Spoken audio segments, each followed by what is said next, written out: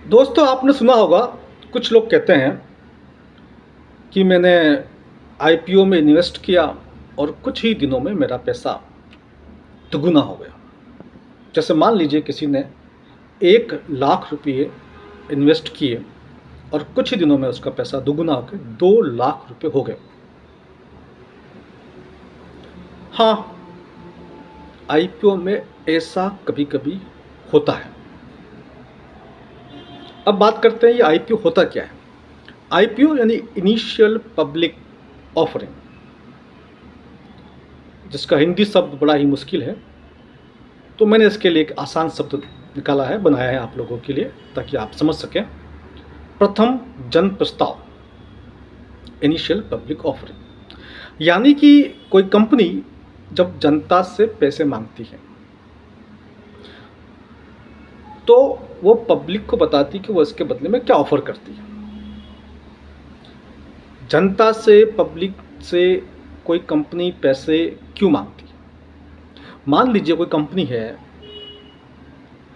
और उस कंपनी का कारोबार बहुत अच्छा चल रहा है, उसको बढ़ाना चाहती है, 10 गुना 20 गुना कई देश में अपने व्यापार को फैलाना चाहती है, तो उसको इन्वेस्टमेंट की आवश्यकता होती है, पैसों की आवश्यकता होती है। बगैर पैसों के कोई कंपनी चल नहीं सकती।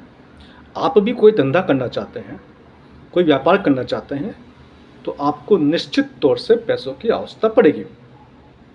तो कंपनी के शुरुआती दिनों में एंजल इन्वेस्टर्स होते हैं, वो इन्वेस्ट करते हैं। उसके बाद में वीसी होते हैं, वेंचर कैपिटलिस्ट, वो इन्वेस्ट करते हैं। और उसके बाद बहुत ज़्यादा पैसे की आवश्यकता होती है, कई करोड़ों में, 100 करोड़, 200 करोड़, 1000 करोड़, 5000 करोड़, इससे भी अधिक।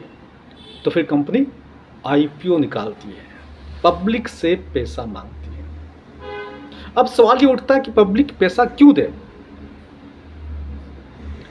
पब्लिक पैसा क्यों दे? पब्लिक पैसा जो देती है उसके बदले में कंपनी उसको हिस्सेदारी देती है, शेयर्स। एक प्रकार से कंपनी के अंदर उनकी हिस्सेदारी हो जाती है। तो जब कोई कंपनी आईपीओ लेके आती है, अर्थात वो स्टॉक एक्सचेंज में लिस्टिंग कराती है, तो 2 स्टॉक एक्सचेंज हमारे देश के अंदर, BSE, NSE, Bombay stock exchange and national stock exchange. तो जब कोई कंपनी अपना आईपीओ लेके आती है तो सरकार की गाइडलाइंस है कि सीधे के सीधे रिटेलर्स जो होते हैं, जो आम जनता होती है, वो पैसा न लगाए। कल को कंपनी डूब गई तो आम जनता का पैसा डूब जाता है। इसलिए सरकार ने ये प्रोविज़न कर रखा है कि कोई भी आईपीओ आएगा उसके अंदर बड़े इन्वेस्टर्स होने ज़रूरी है। बड़े इन्वेस्टर्स नहीं होंगे तो सारा का सारा पैसा यदि जनता का लगा होगा और वो कंपनी डूब गई या कोई और बात हो गई तो जनता का पैसा डूब जाएगा। तो इसके लिए सरकार ने ये प्रोविज़न बना रखा है कि जो शेयर खरीदेंगे, जो कंपनी शेयर बेचना चाहती है, उसमें से जो शेयर्स खरीदेंगे उनमें से कुछ होने चाहिए क्वालिफाइड इंस्टीट्यूशनल बायर्स, जैसे म्यूचुअल फंड, इंश्योरेंस कंपनीज, बड़े कॉरपोरेटर्स, ये होने चाहिए। उसके बाद में सेकंड नंबर पे आता है हाई नेटवर्क इंडिविजुअल्स, जो 2 लाख से अधिक के शेयर परचेस करेंगे। और फिर आता है रिटेल इन्वेस्टर्स, जो 2 लाख से कम के शेयर परचेस करेंगे। अब क्या होता है, अब आपको किसी कंपनी का शेयर परचेस करना है, उसका आईपीओ आता है, आईपीओ के साथ में उसका डॉक्यूमेंट आता है। उस डॉक्यूमेंट्स को बड़े बड़े लोग पढ़ते हैं, आम रिटेलर्स इतना नहीं समझते, इतना नहीं पढ़ पाते हैं। और जब अच्छा लगता है तो आईपीओ को बहुत सारे लोग अप्लाई कर देते हैं कि हमें भी शेयर्स चाहिए, हमें भी चाहिए, हमें भी चाहिए। तो वो हो जाता है ओवर सब्सक्राइब। कई बार तो 50 गुना, 100 गुना, 150 गुना ओवर सब्सक्राइब हो जाता है। यानी कि जितने शेयर्स है और जितने दिए जा सकते हैं उसके मुकाबले कई गुना अधिक लोग उसको अप्लाई करते हैं। तो क्या आईपीओ के अंदर आप एक शेयर परचेस कर सकते हैं? नहीं, बिल्कुल नहीं कर सकते। जब आईपीओ आता है तो लोट होता है। जैसे मान लीजिए एक आईपीओ आया, उसका लोट है 12,000, 15,000, इस प्रकार से एक लोट साइज होती है। उस लोट साइज को मिनिमम आपको परचेज करना होता है।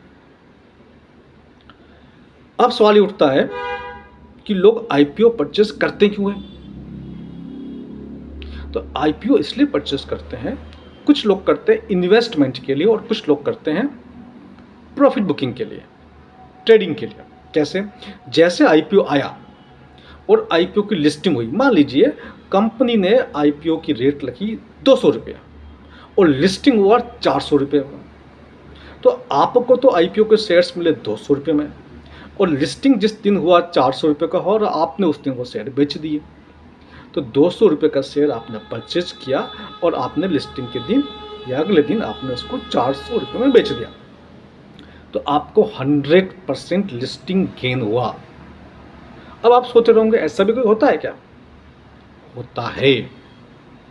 लिस्टिंग गेन 0% भी हो सकता है, 10%, 15%, 20%, 25%, 50%, 100% और उससे ऊपर भी हो सकता है।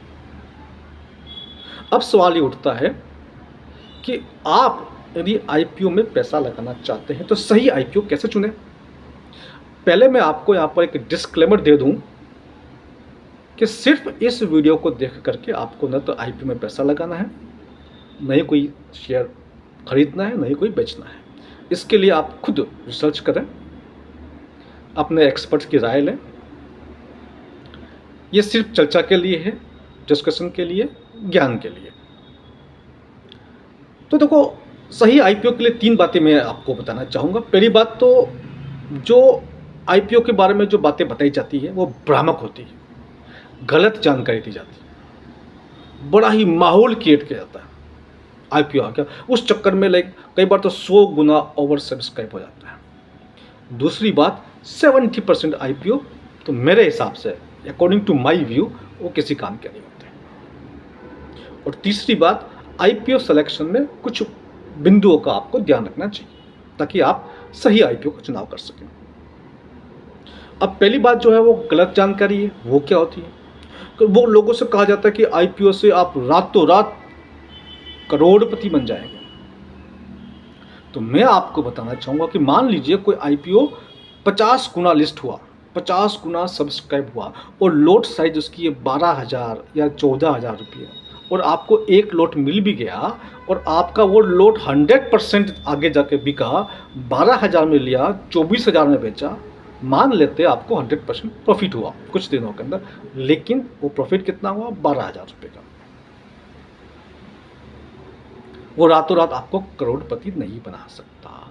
और दूसरी बात, 50 गुना जो लिस्टिंग हुआ है तो आपके चांस भी 50 गुना कम हो गए। यानी कि यदि 50 लोगों ने लगाया है तो आप उसमें से एक व्यक्ति को उसका आईपीओ मिलेगा। वो भी कैसे मिलेगा? लॉटरी सिस्टम से। तो वही आपकी किस्मत होगी तो मिलेगा, बाकी नहीं मिलेगा। दूसरी बात, शेयर मार्केट में जब आप परचेस करते हैं तो आपको शेयर की रेट सामने दिखती है कि ये इस शेयर की इतनी रेट है। आपको लगता है कि ये शेयर नीचे गिरेगा तब मैं खरीदूंगा, तो आप वेट कर सकते हैं, आप नेगोशिएट कर सकते हैं, आप अपना प्राइस लगा सकते हैं उसके अंदर। लेकिन आईपीओ में ऐसा नहीं होता है। आईपीओ में तो कंपनी ने जो तय कर लिया वो तय कर लिया, तो वहाँ पर फेयर प्राइस नहीं होती है। क्योंकि जो वीसी होते हैं और जो एंजल इन्वेस्टर्स होते हैं जिन्होंने इनिशियली पैसा लगाया होता है, वो अपना पैसा बाहर निकालने की कोशिश में लगे रहते हैं। तो चूँकि वो पैसा बाहर निकालते हैं, वो उनका अपना एग्जिट प्लान है, उनका अपना बिजनेस सिस्टम है, वो उसमें से एग्जिट करते हैं। जब आईपीओ आता है तो या तो कंपनी का ओनर शेयर बेचता है, या एंजल इन्वेस्टर बेचता है, या वीसी बेचता है। वो अपना उसमें से एग्जिट करते हैं तो वो अपना प्रॉफिट कमाते हैं उसके अंदर। क्योंकि ज़्यादातर आईपीओ ओवर वैल्यूड होते हैं, इसलिए आईपीओ में पैसा लगाना कई बार बहुत ज़्यादा रिस्की हो जाता है। अब बात करते हैं कि आईपीओ के अंदर जो तीसरा महत्वपूर्ण बिंदु है कि हम कैसे आईपीओ को सिलेक्ट करें। तो हमें वो आईपीओ सिलेक्ट करने चाहिए जो लिस्टिंग में जल्दबाजी कर रहे हो। कई बार सरकार की गाइडलाइंस होती है कुछ विशेष कंपनियों के लिए, विशेष सेगमेंट के लिए, कि भैया आपको जल्दी लिस्टिंग करनी है। अब चूँकि जल्दी लिस्टिंग करनी है तो वो जल्दबाजी में होते हैं और फटाफट लिस्टिंग के चक्कर में वो रेट थोड़ी कम रखते हैं। जैसे मान लीजिए किसी इंसान के पास 1 करोड़ रुपए का मकान है और 2-3 मकान हैं, घर में शादी है, उसको लगता है कि मैं एक मकान बेच दूँ। और चूँकि शादी की डेट फिक्स हो गई है तो उसको लगता है जल्दी से पैसा आ जाए ताकि मैं दूसरे काम कर सकूँ। तो वो थोड़ा बहुत कम भी मिलेगा, 95 लाख मिलेंगे, 90 मिलेंगे, तभी भी वो बेच देगा। अदरवाइज़ वो शांति से बैठा हुआ, उसको पैसों की आवश्यकता नहीं है, तो आप उसको 1 करोड़ से ज़्यादा भी दोगे तो बोलेगा नहीं जी ये भाव नहीं, ये भाव चल रहा है। तो ये आपको ध्यान रखना है। और एक बात और आपको याद रखनी है कि जो आईपीओ आ रहा है, अच्छा आईपीओ सेलेक्ट करने के लिए आपको 2-3 दिन इंतज़ार करना चाहिए। जब भी आईपीओ का अप्लाई होता है उसमें 3 दिन का समय मिलता है, तो पहले ही दिन अप्लाई मत कीजिए। 2-3 दिन मार्केट को देखिए, उसका एनालिसिस कीजिए, मार्केट का व्यू आने दीजिए, उसके बाद उसके अंदर अप्लाई कीजिए, तो आपको उसके अंदर नुकसान होने के चांस कम होंगे। दोस्तों, ये जो आईपीओ है और ये जो शेयर मार्केट है, इस शेयर मार्केट में बहुत ही रिस्क होता है। यहाँ पैसा लोग कमाते भी हैं और लोग पैसा गंवाते भी हैं, पैसा नष्ट भी हो जाता है। ये जो सिस्टम पूरा है, जिसे हम जानते हैं कि किस प्रकार से न्यू वर्ल्ड ऑर्डर ने तमाम सिस्टम को अपने कंट्रोल में कर रखा हुआ है। और जो रुपया, जो नोट आपके पास है, वो नोट चूँकि किसी काम का नहीं है, वो नोट हर साल डीवैल्यूड होता है, 5%, 7%, 10%, हर साल डीवैल्यूड होता है। और 100 साल के बाद जाके देखेंगे तो उसका 100% से ज़्यादा डीवैल्यूशन हो जाता है। तो ये नोट किसी काम के होते नहीं हैं। इस डीवैल्यूशन से बचने के लिए हमारे पास कोई उपाय नहीं है। एक गोल्ड, एक सिल्वर, एक प्रॉपर्टी, 3 उपाय हमारे पास हैं। इसके अलावा हमारे पास एक उपाय शेयर मार्केट है, परंतु शेयर मार्केट बहुत ही रिस्की होता है। इस प्रकार से आप पैसा लगाएंगे तो आपका नुकसान भी हो सकता है। इसलिए बहुत सोच समझ के अपनी तमाम ज्ञान को इस्तेमाल करते हुए, कोई एक्सपर्ट हो तो उससे बात कीजिए, नहीं हो तो एक्सपर्ट हायर कीजिए, उसके बाद आप इसके ऊपर पैसा लगाइए। तो निश्चित तौर से आप ये जो एनडब्ल्यू की जो साजिश है, जो बैंकिंग सिस्टम की जो साजिश है, उस साजिश से अपने पैसों को बचा सकते हैं। नमस्कार, वंदे मातरम।